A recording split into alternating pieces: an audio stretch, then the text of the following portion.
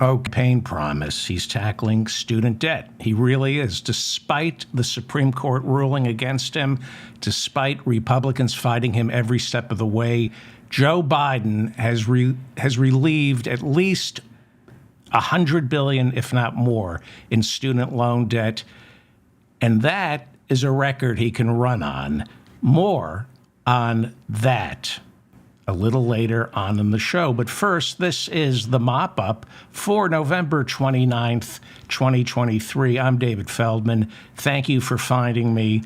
Late start. Don't ask. I'm sure you could figure out why. Please like this episode so I remain in your feed, and make sure to subscribe to my newsletter as well as this channel. This program is an audio podcast, and you can download it on iTunes or wherever you listen to mediocre podcasts like mine. We also post an audio podcast of this show on YouTube as well. Former First Lady Rosalynn Carter's memorial was yesterday at the Glenn Memorial United Methodist Church in Atlanta, Georgia. The service was attended by all the living First Ladies, including Melania Trump. During the service, Melania said she wished Donald was there, and then pointed to the coffin. Jimmy Carter and Donald Trump have a relationship dating back to the 1980s. Jimmy built houses for the homeless, and Trump created them. Meanwhile, Melania is now coming under criticism for wearing light gray instead of black like the other First Ladies did. But considering what Melania Trump did to earn money before she married Donald, we should just be grateful she wore clothing. According to a new book, Kevin McCarthy told the Republican caucus that he flew down to Mar-a-Lago only weeks after January 6 to meet with Donald Trump, only because he was told Trump wasn't eating. Trump wasn't depressed. He stopped eating because he accidentally wandered through the Mar-a-Lago kitchen and saw how the food is prepared. There is now talk that Kevin McCarthy is depressed, and that he, too, is not eating. And he finds life as just a backbencher, just a member of the House of Representatives with absolutely no power. He finds it unbearable. Many say it will come as no surprise when he announces sometime in January that he's quitting before the 2024 elections. We may see, I am hearing, some are saying that Kevin McCarthy will be out of the House of Representatives before March. And that creates an empty seat for Republicans, one they need, which brings us to George Santos. Now, on yesterday's show, I said there was no way Republicans would vote to remove George Santos. Remember, you need a 2/3 majority to expel a member of Congress. 182 Republicans voted not to expel him back on November 1st, when that last motion was taken to the floor. On Tuesday, Democrats Dan Goldman and Robert Garcia introduced motions to force a vote on Santos by tomorrow. But there's no way any of those 182 Republicans would go along with a Democratic proposal to remove George Santos. But New York Republican Anthony D'Esposito followed up on Tuesday with his own motion to get rid of Santos, which members of his Republican caucus are more likely to favor, except why? Why would they give up a seat that the latest polls indicate would be turned over to a Democrat after the special election? According to New York state law, the governor of New York has to announce a special election immediately after George Santos is voted out, and that new member would have to be seated within fewer than 90 days, and that new member would most likely be a Democrat. It makes absolutely no sense for Republicans to nibble away at their already razor-thin majority over something as trivial as ethics. You're gonna let ethics get in the way of your majority? Congressman Dan Goldman, who I just talked about, He's the one who introduced a motion to expel Santos. Dan Goldman is a Jewish Democrat who joined forces with Greg Landsman, a Jewish Democrat from Ohio. The two of them introduced a resolution condemning Republican Congressman Ryan Zinke's new bill introduced earlier this month that would expel visiting Palestinians from the United States. Co-sponsored by 10 other Republicans, this bill would revoke visas, deny refugee status or political asylum to any Palestinians holding a passport from the Palestinian Authority. Axios reports this morning the resolution condemning this bill, Dan Goldman's and Landsman's resolution condemning this bill, is unusual. Very rarely will members of Congress introduce a motion to rebuke another proposed piece of legislation. Normally, House members simply vote against a bill they don't approve of, and they leave it at that. But Ryan Zinke's bill is an abomination, the idea of expelling Palestinians from the United States. A partial government shutdown is only 51 days away unless the House and the Senate can get the 2024 budget approved, a budget that by law was supposed to have been passed back on October 1st. Right now, as you all know, the government is being kept open by a continuing resolution that pretty much is an extension of the 2023 budget because it keeps spending levels exactly the same, which is not what Republicans want. They feel they won the midterms and they don't want to live under Nancy Pelosi's budget. People like Mike Johnson, the new speaker, have made it clear they want 30% cuts across the board, but that's never going to happen. Republican Senator John Cornyn of Texas said yesterday that he thinks there will be no 2024 budget ever, and that we're looking at a year-long continuing resolution. This has happened before during the Obama administration. And what would that mean? It means that there would be possibly a 1% cut in spending across the board.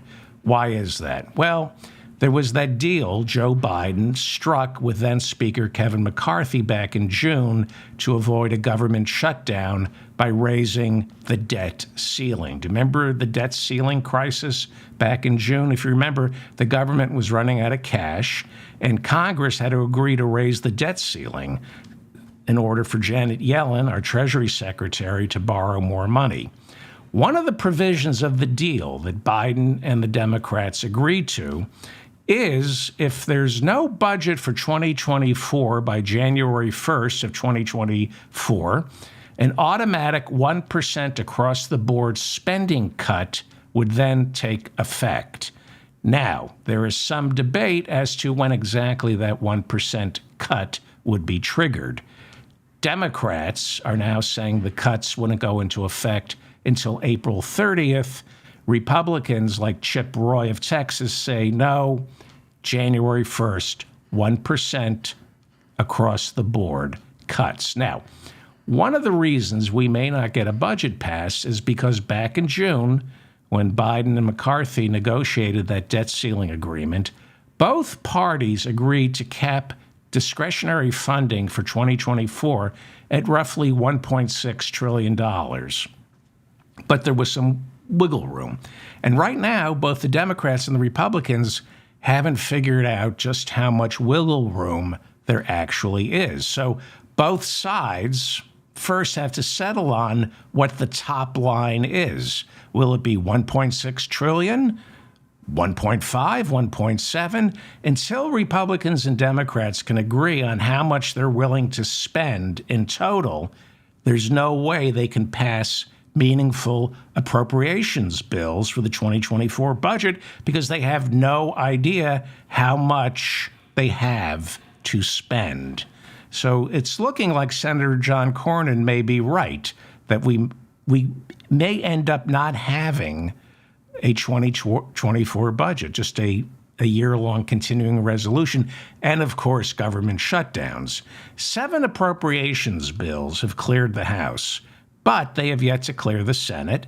Then they have to go into conference committees and then voted on again. So it's starting to look like we're heading into the Iowa caucuses and election season with looming government shutdowns. The Republicans do not want abortion to be the issue. The budget, they are going to make the budget the campaign issue in 2024. And I don't think we have a 2024 budget. I think we're going to also be looking at a lot of brinksmanship, political posturing, and possibly shutdowns. On yesterday's show, I told you about Section 702 of the Foreign Intelligence Surveillance Act expiring on January 1st.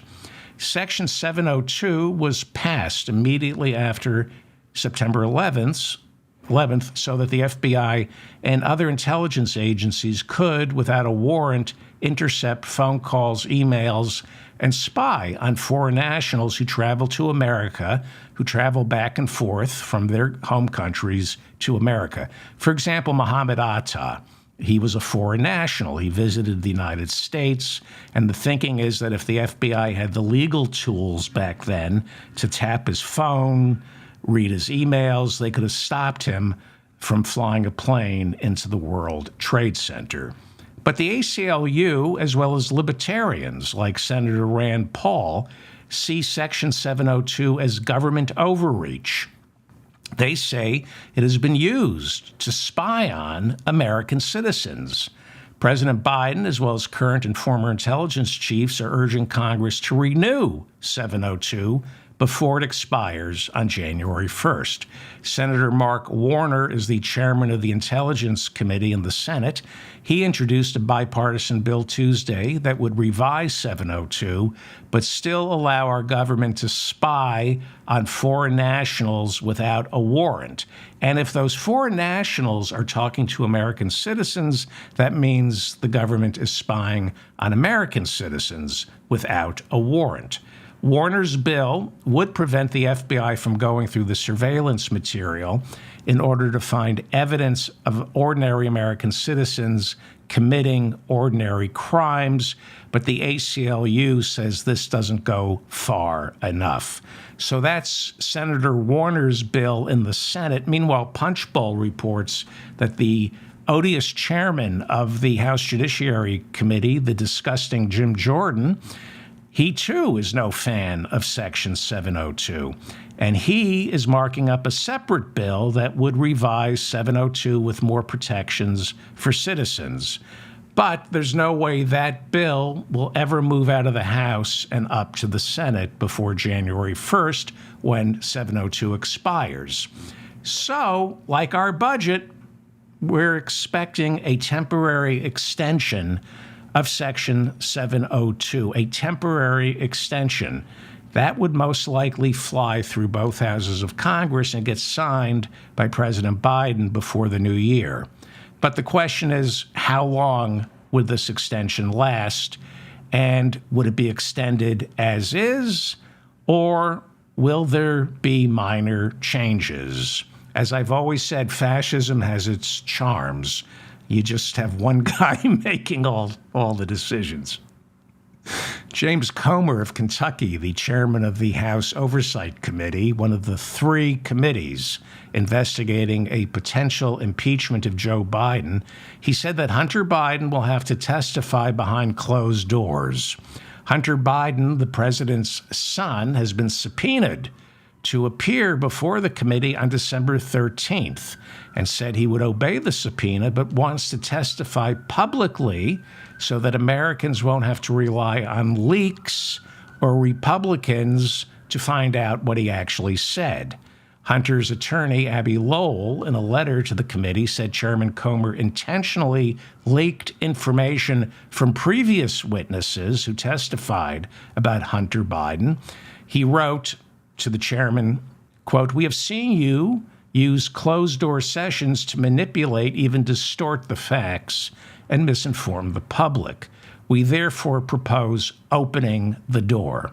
Jamie Raskin is the ranking member of the Oversight Committee. That means it's in the House, so the chairman is a Republican because Republicans control the House. If Democrats control the House, Jamie Raskin would be the chairman. That makes him the ranking member of the House Oversight Committee, and he accused Republicans of cowardice for not allowing Hunter Biden to testify in public. He said if Hunter did so on TV, the American people would finally learn that Republicans have zero evidence against the Biden family. In all fairness, the January 6th committee subpoenaed Rudy Giuliani, and Rudy Giuliani wanted an open door testimony, and they refused. There is some value to closed door depositions. Well, as I said at the top of the show, Joe Biden has kept part of his promise. Considering what he's up against, he's done a pretty good job when it comes to relieving student loan debt. 800,000 Americans whose student debt was forgiven by the Biden administration should have received emails yesterday asking them to contact their member of Congress to urge passage of more student loan relief. When Biden first took office, it was understood that as president, he could forgive most student loans through an executive order. He tried, but the Supreme Court back in June said it was unconstitutional. Biden has since been working with the Department of Education to find legal workarounds. And before that, even before the Supreme Court ruled against him, he has been able to forgive some student loans. Since he's been in office, he's forgiven student loans for 3.6 million Americans, and that's a grand total of $127 billion. That's pretty remarkable considering what he's up against. Now, student loan debt is close to $1.8 trillion, and the COVID-era moratorium on paying it back, ended on October 1st. 92% of all student loan debt, that's roughly $1.6 trillion, is owed to the Department of Education. Speaking of young people in debt, Kyle Rittenhouse, remember him? He shot to death 2 Black Lives Matter protesters, injured 1, and then was found innocent on account of he's white. Well, he's broke, and the guy didn't even borrow money to go to college, and he's still broke. His new book, Acquitted, that's the name of his book, which is Truth in Advertising. He was acquitted. He's not innocent, but he was acquitted, and that's the name of his book, not selling well. Hard to believe. You would think his fans are also fans of books, and they would just couldn't wait to learn how to read to find out what he had to say. So his book isn't selling well. Let me just shed a tear here for that. So sad. Well, Mark Richards, Kyle Rittenhouse's attorney, says Kyle has lost all his money since he was acquitted. Gee, I wonder who took all his money. Let me think. Who could have taken... Oh, yeah, Mark Richards, his attorney. That's who took all his money. And now Kyle is being sued in civil court for wrongful death by the families of his 2 victims. Meanwhile, the 20-year-old Kyle Rittenhouse has filed an application with the Texas Secretary of State to establish the Kyle Rittenhouse Foundation, where people can donate and then he can continue his work championing the right to bear arms. Rittenhouse was very active this year in Texas politics, making the rounds, lobbying lawmakers in Texas not to raise the age to 21 in order to purchase an assault weapon. Yeah, that's the guy you want speaking up for teenagers. That's the guy you want saying, yeah, teenagers should be allowed to buy assault weapons. The kid who panicked and killed 2 people with one when he was 17, he's the one who should be speaking up for assault rifles for teenagers. Well, he's broke. Also broke, Rudy Giuliani, who is not only having trouble paying back his lawyers, now it looks like he can't pay back his accountants. Rudy is being sued for $25,000 by the accountants who helped him with his last divorce, saying he's been in arrears for nearly 5 years. Get in line. Get in line. Donald Trump is holding another fundraiser in December at the Bedminster Golf Course for him. He did one last summer. It was $100,000 a plate. And from that fundraiser, Rudy was able to pay, I think, $14,000 to his lawyers. Where'd all the money go? Donald did a big fundraiser at the country club, and Rudy only ends up with $14,000 while he's doing another fundraiser for Rudy at the Bedminster Country Club next month. Well, there's even worse news for Rudy. Remember, as bad as you think you have it, it'll never be as bad as Rudy Giuliani. There are now reports that the Fulton County District Attorney is not interested in making a plea deal with him. In other words, she wants to lock him up, which is good because he probably needs a place to sleep. The feeling is among the Fulton County District Attorneys is there's nothing he has to offer, especially since he's the reason for the RICO trial. He was one of the masterminds behind this entire criminal enterprise. The purpose of the RICO trial down in Georgia was to get the low-hanging fruit to flip in order to incriminate 3 people: Donald Trump, Rudy Giuliani, and Mark Meadows. So the same applies to Trump's former White House chief of staff, Mark Meadows. The Fulton County District Attorney is not interested in offering him a plea deal either. This is what we're hearing. Meadows, by all accounts, has flipped in the federal January 6 trial against Donald Trump. The Fulton County District Attorney, however, not interested in making a deal with Mark Meadows. Meadows reportedly spoke with special counsel Jack Smith 3 times this year and testified at least once under oath before a grand jury. And according to reporting done by ABC News back in October, Meadows, Trump's former chief of staff, his last chief of staff, told the grand jury that Trump was dishonest when he went before the American people on election night and said there was massive voter fraud. Meadows has told Jack Smith and the grand jury in Washington, D.C., there was absolutely no evidence when Donald Trump made that statement.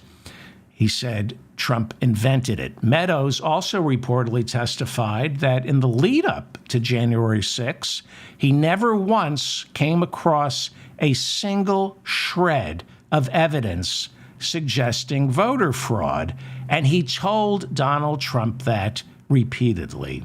Meadows reportedly told the grand jury that he agreed with the Department of Homeland Security's assessment that the 2020 presidential election was the most secure in recent memory. Meadows told the grand jury that he misled the public when he wrote in his book that the 2020 presidential election was rigged against Donald Trump and that there was rampant voter fraud. This is why the publisher of the book is now suing Meadows to get their money back. Meadows has been given immunity by the special counsel to assist in the prosecution of Donald Trump in the Washington, D.C. trial, but the Fulton County District Attorney is offering him nothing. Nothing. Trump's Vice President, Mike Pence, has also told the special counsel, Jack Smith, that he repeatedly urged Donald Trump to accept defeat in the run-up to January 6, but Trump wasn't interested in anything Pence had to say. According to ABC News, Pence told Jack Smith, special counsel, that Trump wouldn't listen to anyone other than the outside attorneys he brought in, who Pence described as, quote-unquote, cranks. Pence accused these attorneys of espousing un-American legal theories. Pence said the pressure on him grew so intense that he seriously considered not showing up on January 6 to certify the election.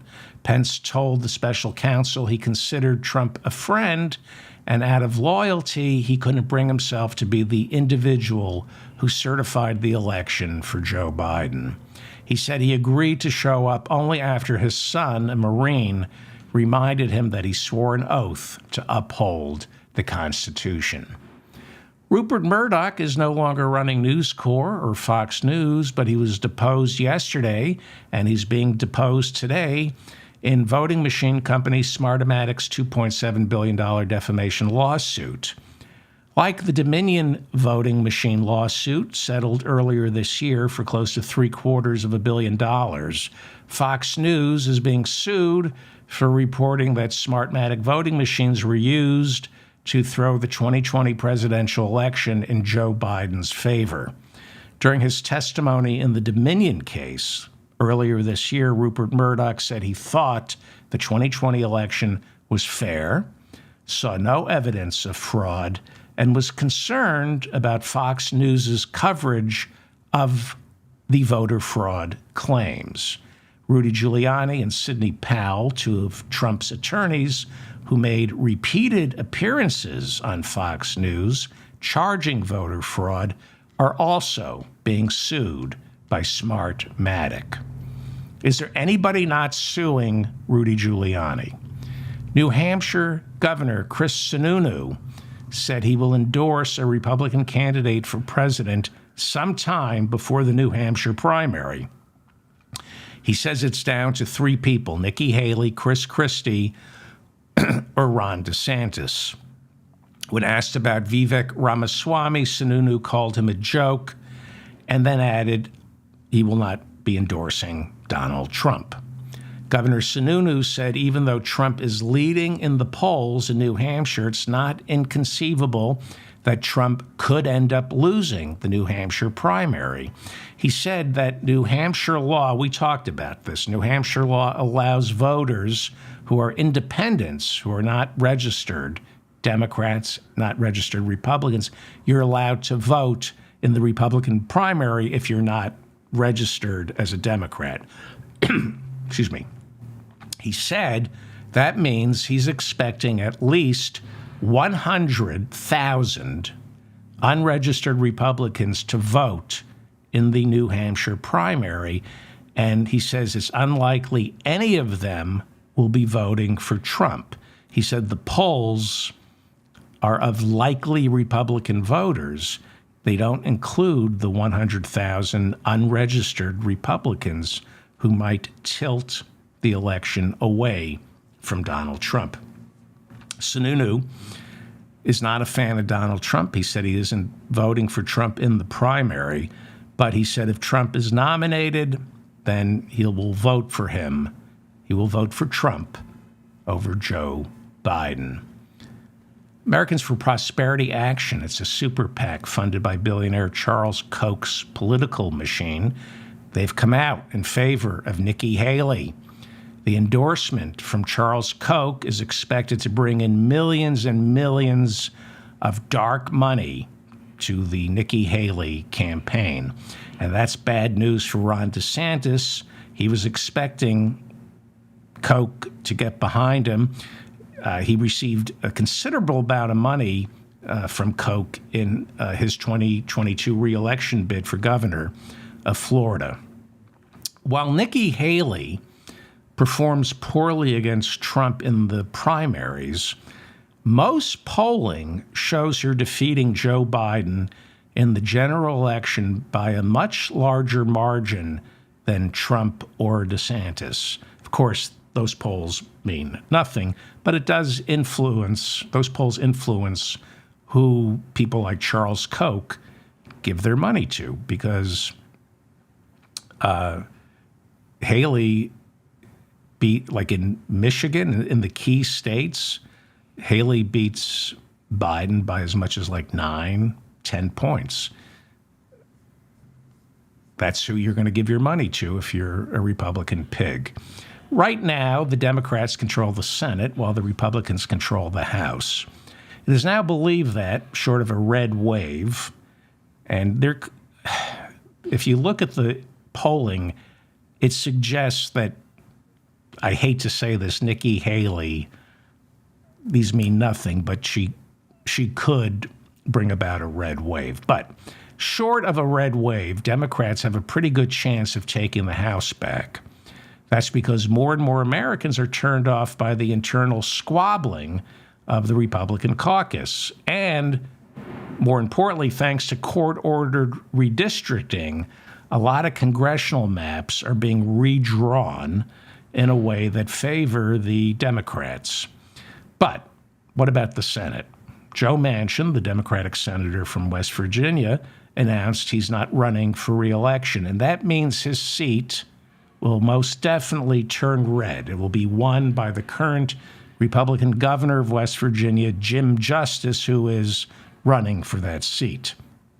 So, currently, the Republicans have 49 senators. Democrats have 48. But there are 3 independents: Bernie Sanders of Vermont, Angus King of Maine, and Kyrsten Sinema of Arizona. 3 of them are independents, but they caucus with the Democrats. So that gives Democrats 51 to the Republicans 49. That's where it stands right now. When next year Jim Justice replaces Joe Manchin, then we have a tied Senate, 50-50. And that's okay, since the vice president is a Democrat and she breaks the ties. But that's not how it's going to shake out. The Hill has come up with a list of the 5 Democratic Senate seats in 2024 that are in danger of going red. They are, this is useful, Joe Manchin of West Virginia, that's gone. That's a lost cause. That goes red. Then there's John Tester of Montana, and Montana is a deep, deep, deep red state, so that makes him incredibly vulnerable. And off the top of my head, I think of the 5, it's West Virginia and Montana that are the ones most likely to turn red. West Virginia is definitely red. Then there's Democrat Sherrod Brown of Ohio. Now, Ohio, as we know, is no longer a swing state when it comes to presidential elections. It's deep red. But Sherrod Brown is an incumbent who is popular with the working class. Last year, Republican J.D. Vance was elected to the Senate from Ohio, beating Democratic Congressman Tim Ryan by 7 percentage points. Ryan was a really good candidate, and he lost. Now, if Nikki Haley is the nominee and the polling stays constant, we could expect a red wave, at least in Ohio. But if Trump's on the ballot, I think Sherrod Brown has a pretty good shot. And this is what's so scary. As horrible as Trump is, and as terrifying as he is, when you look at the internals, Biden has a much better chance right now against Trump than he does against Nikki Haley. So who do you root for if you're me and you want Joe Biden reelected? I think you have to root for Trump. But back in 2016, Democrats wanted Trump to get the nomination. They thought he'd be the easiest one to beat. But that's what the polls are signaling once again. Right now, the polls are signaling if you're a Democrat, you want Donald Trump to be the Republican nominee. If you look at Haley in the general, she demolishes Joe Biden, and it's a wave election. Right now, and again, these polls mean nothing unless you're the Koch brothers. unless you're Charles Koch. You look at these polls and you say, I'm giving all my money to Nikki Haley and not DeSantis. That's why these polls are important. They're not a good leading indicator of the final results of an election, but they help candidates and donors tack with the wind. The other thing is Nikki Haley's a fraud.